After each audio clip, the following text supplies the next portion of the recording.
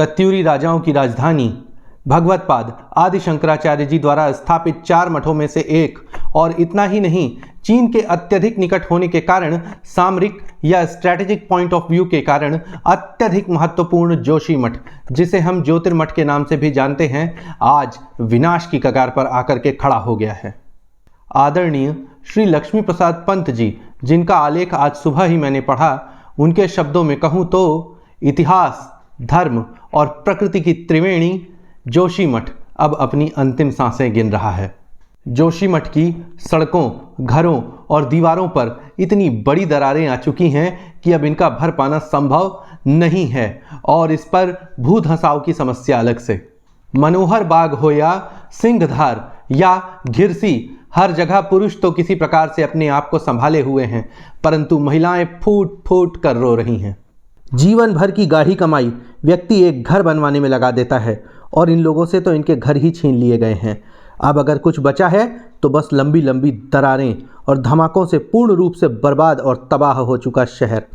इसका कारण है आप लोग स्वयं और सरकार की महत्वाकांक्षाएं तथा लालच। जिन गरीब और मध्यम वर्गीय लोगों ने पाई पाई करके किसी तरह से बैंक से लोन लेकर के अपने लिए छत जोड़ी थी, उनको बेघर कर दिया गया है। उनका कहना यह है कि हमको बेघर तो कर दिया है, लेकिन अब हमारे पुनर्वास की क्या व्यवस्था है, और पुनर्वास भी अगर कर रहे हैं तो हमको कितनी पूंजी वापस दी जा रही है हमारा घर तोड़ने के एवज में। और घर तो छीन लिया जा रहा है, परंतु इस एक घर को बनवाने के लिए इन बेचारों ने जो बैंक से लोन लिया था, उस लोन को कौन चुकता करेगा? मतलब ये बेचारे इतनी कम आमदनी में बैंकों का लोन भी भरें और नए घरों में रहें जहां पे वहां मकान मालिक को किराया भी दें। वह जोशीमठ जिसके बारे में 47 साल पहले ही सूचित कर दिया गया था कि यह कभी भी दरक सकता है, परंतु शासन प्रशासन की मिलीभगत, लालच, मौन, छल और धूर्तता के कारण इस पर कभी भी कड़ा एक्शन नहीं लिया गया। और हाँ, बुरा मत मानिएगा, किंतु जोशीमठ और पहाड़ों की दुर्दशा के पीछे सबसे बड़े कारण आप लोग स्वयं भी हैं। और ऐसा मैं क्यों कह रहा हूं, वीडियो को अंत तक सुनते जरूर रहिएगा। परंतु इससे पहले इस आपदा के पीछे क्या क्या कारण हैं उनको संक्षेप में जान लीजिए। तो देशवासियों, जोशीमठ के विनाश के पीछे जो कारण है वह है अनियोजित विकास, अर्थात भारी भवनों का निर्माण, निज स्वार्थ हेतु खोदी जा रही सुरंगें, बांध आदि का निर्माण तथा बिना सोचे समझे किया जा रहा भौतिक विकास, जैसे सड़क, रेल परियोजनाओं, होटल आदि का अंधाधुंध निर्माण, पर्यटन, बढ़ती जनसंख्या, भूस्खलन एवं प्राकृतिक आपदाएं, मोरेन क्षेत्र में स्थित होना, भूकंप जोन में स्थित होना, हरियाली का विनाश, और सबसे बड़ी वजह है एनटीपीसी की तपोवन विष्णुगढ़ परियोजना।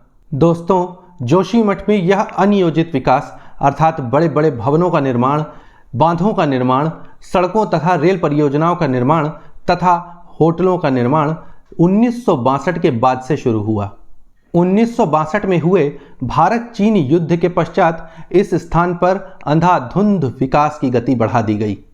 योगियों और मुनियों की तप स्थली को पर्यटन तथा अय्याशी का अड्डा बना दिया गया, और अन्य भौतिक विकास चीन के करीब होने के कारण अर्थात सामरिक या स्ट्रैटेजिक पॉइंट ऑफ व्यू के कारण, इंपॉर्टेंट होने के कारण यहाँ पर शुरू कर दिए गए। परंतु इन बड़े बड़े भवनों, होटलों के कारण पहाड़ पर भार बढ़ता गया और वह धीरे धीरे धंसते गए। वहीं बांधों, सड़क तथा रेल परियोजनाओं के विकास के कारण डायनामाइट से भयंकर विस्फोट किए जाने लगे, जिसके कारण भी यह भुरभुरी मिट्टी जमीन में धंसने लगी। इतना ही नहीं, जो स्थान केवल 15 से 20 हजार लोगों के रहने के लिए उपयुक्त है, वहां 60 से लेकर 65 हजार लोग आकर बस गए हैं। इसके अतिरिक्त पर्यटन के लिए घूमने आने वाले यात्रीगणों का बोझ अलग से, जिसके कारण भी यह भूधसाव हो रहा है। इसके अतिरिक्त जोशीमठ मोरेन क्षेत्र में स्थित है, जिसके कारण यहाँ भूस्खलन की प्रक्रिया बहुत ज़्यादा होती है। अतः यह भी इसके पीछे एक बहुत महत्वपूर्ण कारण है। मोरेन क्षेत्र का मतलब उस संरचना से है जो चट्टान और बालू के निक्षेप से बनी हो। क्योंकि यह क्षेत्र मोरेन क्षेत्र में स्थित है, इसलिए इसकी नींव अत्यधिक कमज़ोर है। अतः यहाँ बड़े निर्माण कार्य नहीं होने चाहिए। क्योंकि यह क्षेत्र भूकंप जोन में स्थित है, इसलिए यहाँ भूकंप भी आते हैं। इसके अतिरिक्त अन्य प्राकृतिक आपदाएं जैसे बाढ़ इत्यादि से भी यह क्षेत्र प्रभावित होता है। क्योंकि जनसंख्या घनत्व तो बढ़ता गया, इस कारण हरियाली का विनाश होता गया। पेड़ पौधे मृदा को बांधने का काम करते हैं। अब जब पेड़ पौधे ही काट दिए गए तो मिट्टी कैसे बंधेगी? वह तो बहेगी ही और भुरभुरी होने के कारण धीरे धीरे धंसेगी भी। प्यारे देशवासियों, यह तो हुए सामान्य कारण, परंतु इस घटना के पीछे का सबसे महत्वपूर्ण कारण है तपोवन विष्णुगढ़ परियोजना। तपोवन विष्णुगढ़ परियोजना जो एनटीपीसी की परियोजना है। इस परियोजना के कारण पहाड़ों में सुरंग खोदी जा रही हैं, जिसके लिए धमाके किए जा रहे हैं। यह वही परियोजना है जिसके कारण 7 फरवरी 2021 को बड़ी आपदा आई थी, जिसमें लगभग 200 लोग मारे गए थे। यह सुरंग जोशीमठ नगर के नीचे से निकल रही है, जो पंक्चर हो गई थी 24 दिसंबर 2009 को, जिसके कारण पानी का रिसाव भी होने लगा था। लगभग 600 लीटर पानी प्रति सेकंड निकलने लगा और यह बड़ा रिजर्वॉयर अर्थात पानी 12 साल से निरंतर निकलते निकलते जमा हो गया है, जिसके कारण जो ज़मीन है वह स्क्वीज ऑफ हो रही है अर्थात निचुड़ रही है और लगातार धंसती जा रही है अर्थात सुरंग की तरफ जा रही है।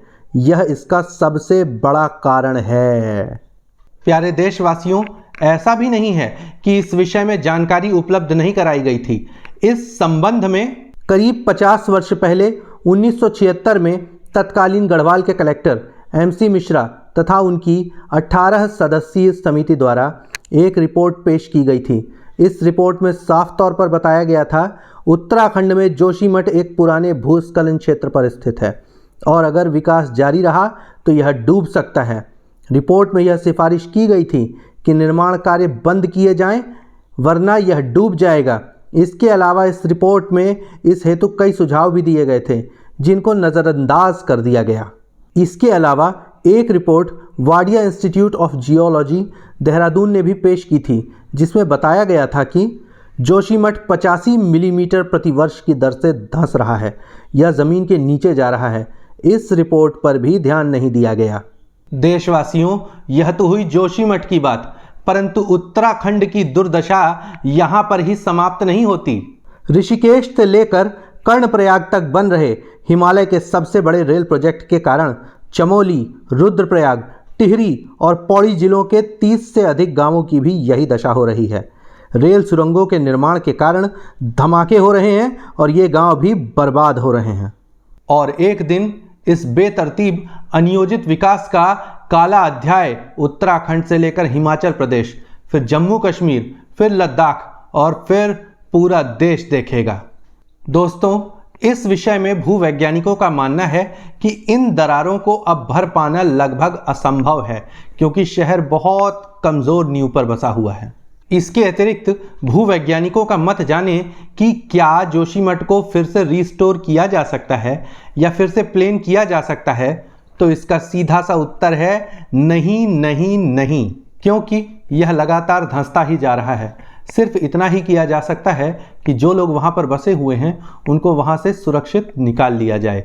शासन प्रशासन का पूरा ध्यान सिर्फ इस तरफ ही होना चाहिए। समय रहते कोई कार्यवाही नहीं की गई, इसी कारण आज यह रचा बसा शहर पूर्ण रूप से बर्बाद हो चुका है। पहाड़ों पर अंधाधुंध किए जा रहे विकास कार्य भी तत्काल प्रभाव से बंद कर दिए जाने चाहिए।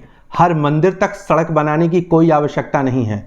यह ऋषियों, योगियों, मुनियों की तपस्थली है, आपकी अय्याशी और पर्यटन का अड्डा नहीं है। हजारों वर्षों से ऋषि मुनिगण एवं भक्त यहाँ पर दर्शन के लिए और शांति के लिए, आध्यात्म की खोज के लिए आते रहे हैं। कोई यह नई बात नहीं है। यहाँ पर ऋषि, मुनि, तपस्वी एवं तीर्थयात्री आध्यात्म की खोज में आया करते हैं। यदि आपको पर्यटन और अय्याशी के लिए जाना है तो किन्हीं अन्य विकल्पों का चुनाव कीजिए बंधु। अंततोगत्वा, यदि आपको पहाड़ों को बचाना है और वास्तविकता में आप इनको लेकर चिंतित हैं, तो कृपया वहां पर जनघनत्व कम करें और महीनों महीनों वहां पर पर्यटन के नाम पर रुकना भी बंद करें। पहाड़ों का, प्रकृति का आप लोगों ने सत्यानाश कर दिया है। अच्छे खासे आध्यात्मिक वातावरण को आप लोगों ने कचरा बना डाला है। कृपया प्रकृति का गला घोटना बंद कीजिए। सबसे बड़ी बात यह कि यदि एनटीपीसी की तपोवन विष्णुगढ़ परियोजना को तत्काल प्रभाव से बंद नहीं किया गया तो जोशीमठ को बचाया जाना असंभव ही नहीं, नामुमकिन है। इसका बर्बाद होना तय है, फिर चाहे इसके आप स्वतः सुखाए कितने भी कारण खोजते रहें। भारत माता की जय। जय माता रा।